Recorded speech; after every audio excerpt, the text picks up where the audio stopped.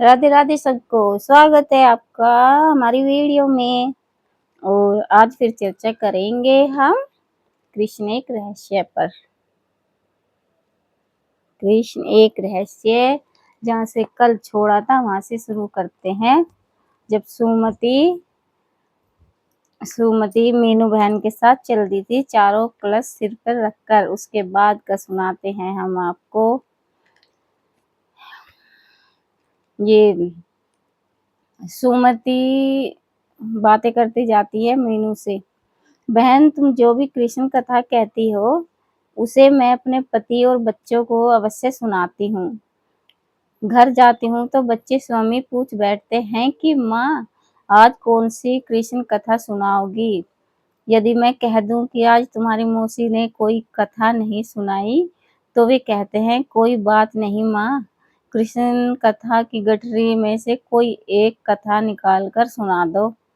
सुमति ने मीनू की ओर देखा और भाव विवल होकर बोली, पहले पुजारी जी के गोधन की सेवा करती तो मन उस चाकरी में सच्चाई रहता था। यह बात और है कि पुजारी जी के गोधन की सेवा के कारण मंदिर की ओर से समय समय पर अन्न मिष्ठान मिल जाया करता था, पर वहां संतोष और सुख नहीं था। शारदा ने तुम्हें मेरे बारे में बताया था कि पुजारी जी के गोधन की सेवा करने वाली सुमति यदि मुझे मिल जाए तो मैं चिंता मुक्त हो जाऊं। शारदा को अपने घर का काम करने के लिए तुम्हारे जैसी कमेरी सेविका चाहिए थी। मीनू ने सुमति की ओर देखा। मैंने तब तुम्हारे बारे में उससे पूछा था। सच कहूं तो तुमसे भी अधिक तुम्हारे पति के बारे में पूछा था। हाँ सुदामा, तो मैंने यह मान लिया था कि तुम्हारा पति मदिरा पान करता है, व्यसनी पुरुष होगा जो अपने कर्तव्य का निर्वाह नहीं कर सकता। अपने पत्नी से इतना कार्य करवाता है, उसी के कार्य पर जीवित रहता है, तो शायद वो पति व्यसन करता होगा। सुमति फिर एक दिन एक व्यक्ति की ओर संकेत करके कहा। शारदा ने, ये है सुमति का पति।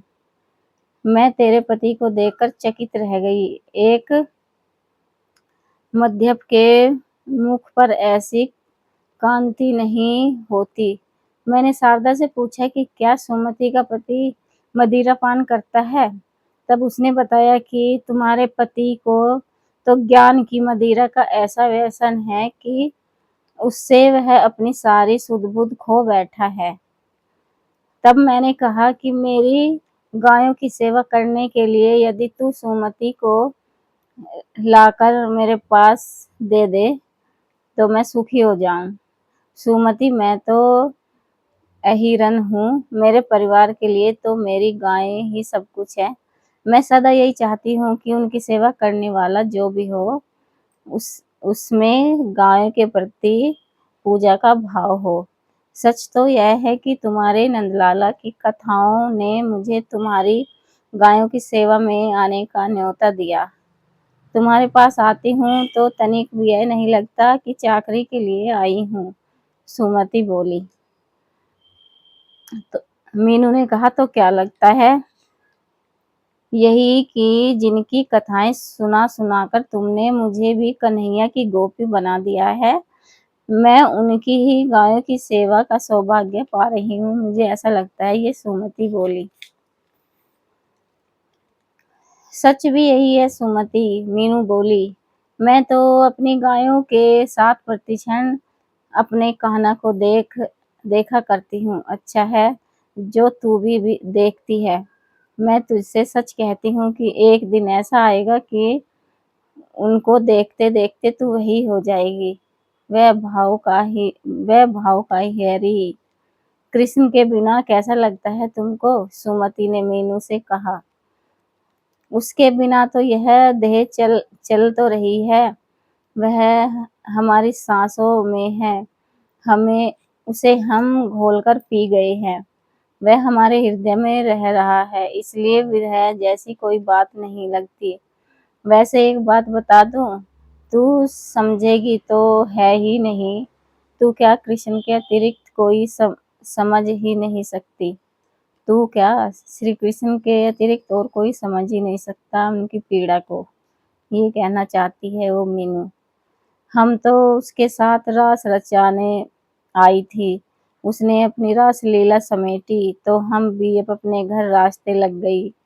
हमारा अभिनय उद्धव को प्रेम का पाठ पढ़ाने के बाद ही पूरा हो गया था।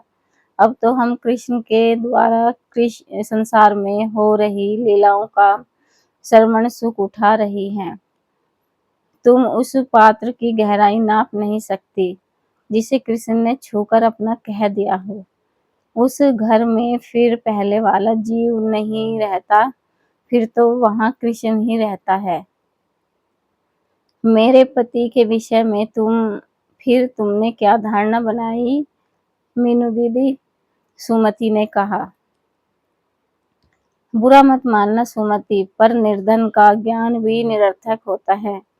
मैं यह नहीं कह रही कि तुम्हारे पति विद्वान नहीं है, पर यदि विद्वान निर्धन है तो संसार उसके ज्ञान को नहीं कौड़ियों के दाम मानता है।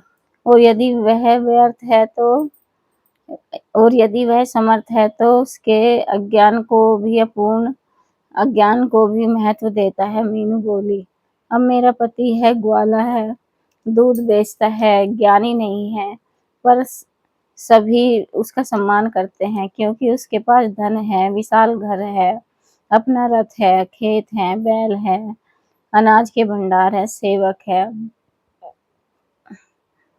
क्या यही है उसके पास? गृहस्थ को धर्मपूर्वक धन कमाने के लिए प्रयास करना चाहिए। कृष्ण ने आलसी ग्वालों को पुरुषार्थी बनाया।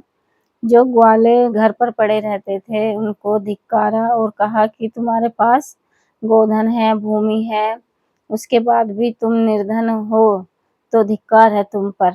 अब देख न, तू ही नंद बाबा का लाल होते हुए भी मैं गायों को चराने जाता हूँ। शेष गोप समाज में जो धनी ग्वाले हैं, उनके बच्चे तो निठल्ले बैठ के खाया करते थे और अपना मोटापा बढ़ाया करते थे। कान्हा ने सबको अपने साथ खींचा और काम काम को खेल बनाकर सबको खूब नचाया।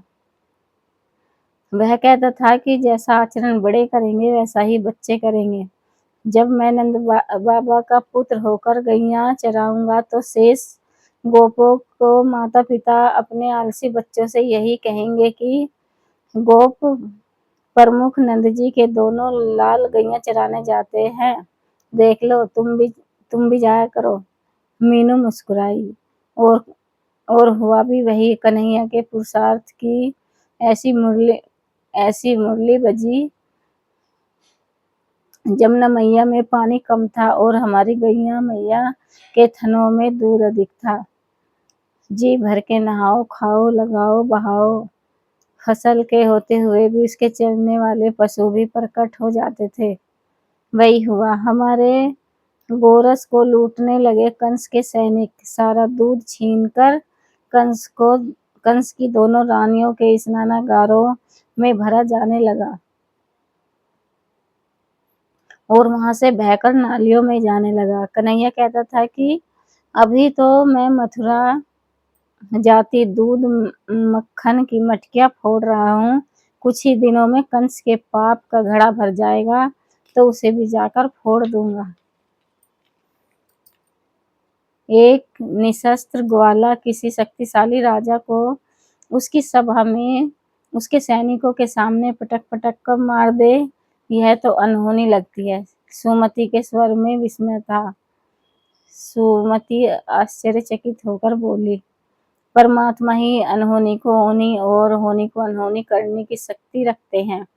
और तुम्हें बता दूं, यह जो कृष्ण नित्य युद्धों में घिरा शंख और बांसुरी बजा रहा है वह वही है। मीनू मुस्कुराई। किसी को मत कह देना, नहीं तो सब कहेंगे कि सुदामा के साथ साथ निर्धनता ने सुमति की मति भी हर ली। यह हृदय की बात है, मन ही मन इसका रस ले लो। सुदामा की कुटिया। अब आ गया सुदामा का प्रसंग।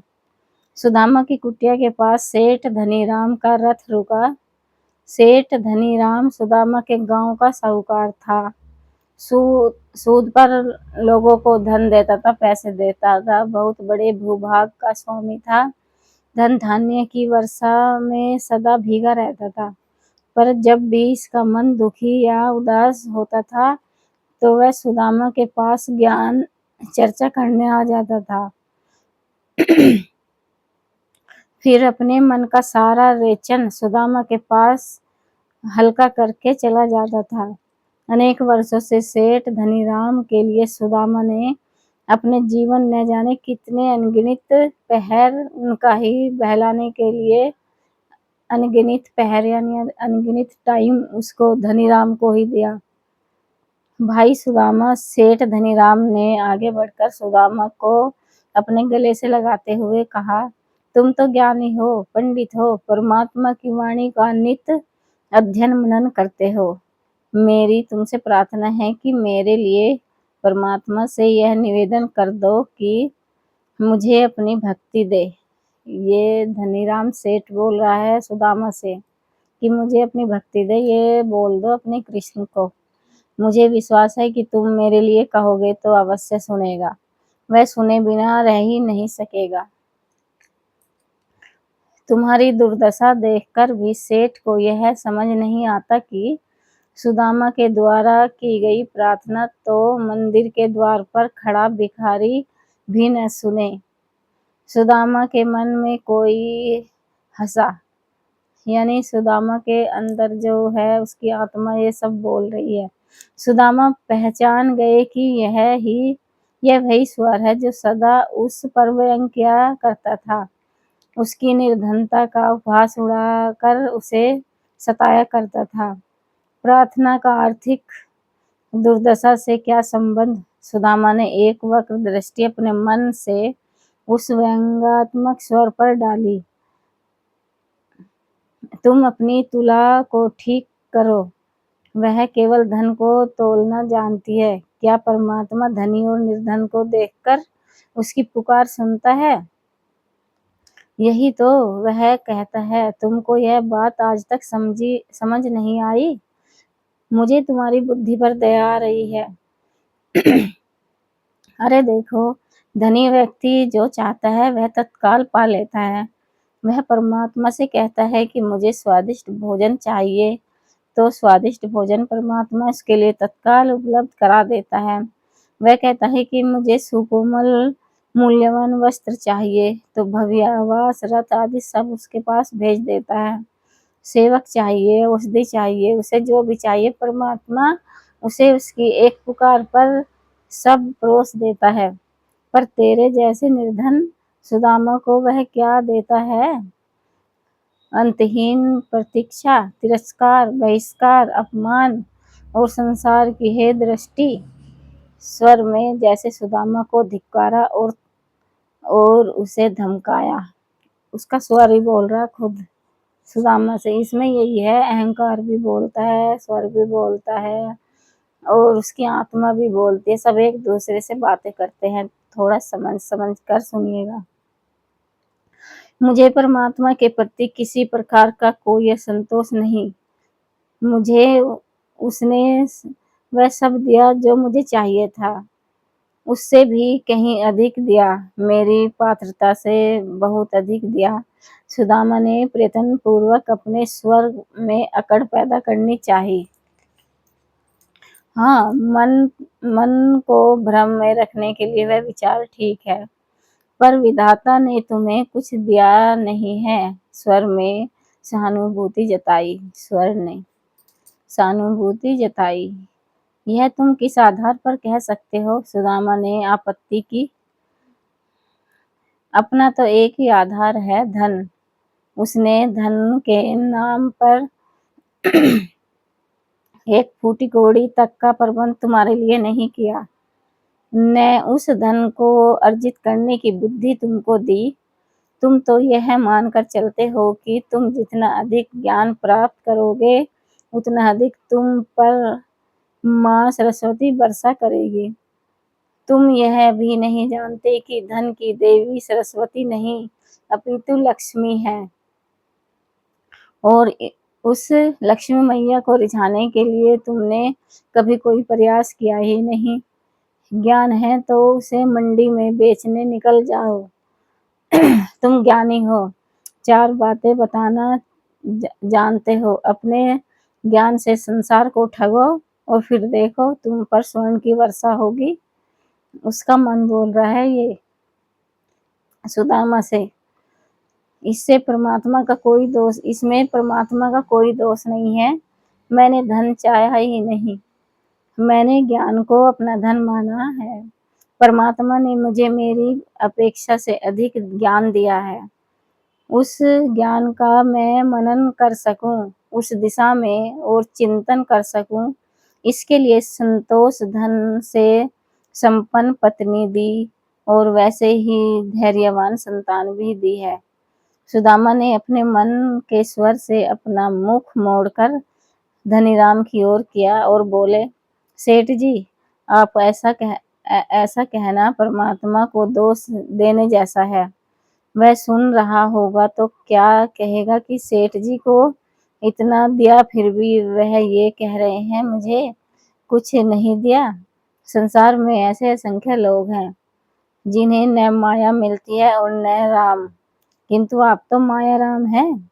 आपको उसने माया भी दी और राम की ओर अग्रसर भी कर दिया है। सुदामा ने शिष्टाचार का निर्वाह किया। तुम सत्य कहते हो सुदामा, सेठ जी बोला। तुम सत्य कहते हो सुदामा, उसकी कृपा से ही तुम मुझे मिले हो।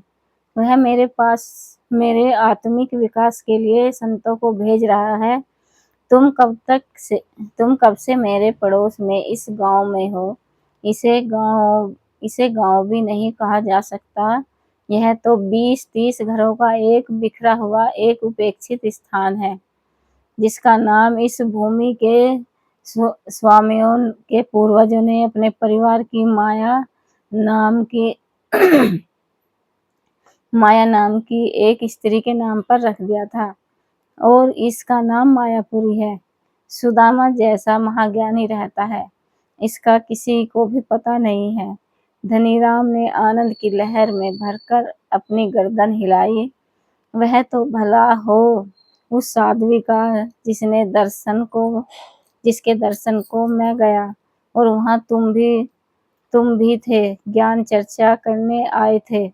मुझे तो लगता था कि वह माँ केवल हमें मिलाने ही आई थी। परमात्मा ने इसको इसी काम के लिए भेजा था। अब मेरी तो यह दशा है कि यदि तुम मिलकर हरी चर्चा न करो तो लगता है कि जीवन व्यर्थ जा रहा है। उसके भेद अनूठे हैं, उनको तो वह स्वयं ही जान सकता है।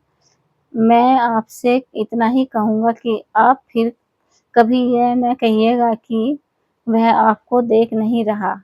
मैं देख रहा हूँ कि वह आप पर बरस रहा है, मूसलाधार बरस रहा है। उसकी कृपा की वर्षा से आप पर जल के स्थान पर कंचन कंचन धन बरस रहा है। सुदामा ने पत्रों पर लिखी पांडुलिपि को वस्त्र में लपेटते हुए कहा, आपकी झोली छोटी पड़ गई किंतु उसका देना नहीं थमा है। सेठ जी, मैं सदा यह सोचता हूँ कि उसने मुझे इतना दिया कि मुझसे संभाले नहीं संभालता। पता नहीं वह मेरे किस गुण पर रीझ रहा है। मुझे अपरिमित धन संपदा दे डाली। मैं उससे कहता हूँ कि अब बस भी कर, कितना देगा, पर वह तो दिए जा रहा है। लगता है दाता बावला हो गया है। मुझे यह कभी समझ नहीं आया कि मैं उसका धन्यवाद कैसे करूं। धनीराम ने सुदामा की आंखों में झांकते हुए कहा, सेठ जी, प्रत्येक व्यक्ति का आभार प्रकट करने का अपना स्वभाव होता है। आपकी बात तो मैं नहीं जानता, पर अपनी बता सकता हूँ। मैं तो धन्यवाद देने का एक ही मार्ग जानता हूँ, शब्द उपयुक्त नहीं है। कहना यह चाहिए कि धन्यवाद के क्षणों में आनंद पूर्वक अश्रु के लिए मेरा हृदय अस्तित्व के प्रति नतमस्तक हो जाता है, कहने जैसा कुछ भी नहीं रहता। सुदामा का स्वर भावपूर्ण था। आहा! कितनी सुंदर बात कही, धनीराम बोला और सुदामा का हाथ अपने हाथों में ले लिया और भावपूर्ण गदगद स्वर में बोला, सुदामा, तुम्हारे पास आते ही मन में शांति भर जाती है। तुम्हारे पास ज्ञान और प्रेम की ऐसी संपदा है जो किसी अन्य के पास नहीं। मेरा मन जब भी व्यापार की मारामारी से थक जाता है, ऊब जाता है, तो मेरा मन यही पुकार उठता है कि सुदामा के पास चलकर ज्ञान चर्चा की जाए। आत्मा आनंदित हो जाती है। और भाई सुदामा, तुम भी अद्भुत हो। अपने 100 काम छोड़कर हर समय मेरे लिए उपलब्ध हो जाते हो। आज तक कभी तुमने यह नहीं कहा कि सेठ जी मेरे पास समय नहीं है। सच बात तो यह है कि समय असमय किस प्रकार मैं तुम्हारे पास आ जाता हूँ और तुम्हारे साथ बौद्धिक व्यायाम कर जाता हूँ। इस प्रकार यदि कोई मेरे पास आए तो मैं तो उसे राम राम करके कहूँगा कि भैया, क्यों धंधा खराब कर रहे हो हमारा? कुछ कमाने धमाने दो हमें भी। पर आप तो मेरी कमाई कराने ही आते हो, सुदामा ने हंसकर कहा। वह कैसे? धनीराम ने चकित होकर पूछा। ज्ञान ही तो मेरी कमाई है, सुदामा ने कहा। आपने मुझे सदा शास्त्रों का अध्ययन मनन और लेखन करते ही पाया होगा। आपके आने पर उनकी कुछ चर्चा हो जाती है, अन्यथा इसकी रुचि और ज्ञान चर्चा कम हो जाती है। आप धनी होने के साथ साथ अध्यात्म की ओर भी अपना पग बढ़ा रहे हो। यह तो सौभाग्य की बात है। आपके इस सौभाग्य में यदि मेरा कण मात्र का सहयोग भी हो रहा है, तो यह अनुकंपा है माँ सरस्वती की। अपने इस सुदामा रूपी यंत्र का कुछ उपयोग कर पाऊँ। राधे राधे सबको। ध्यान से सुनना प्लीज। जय हो।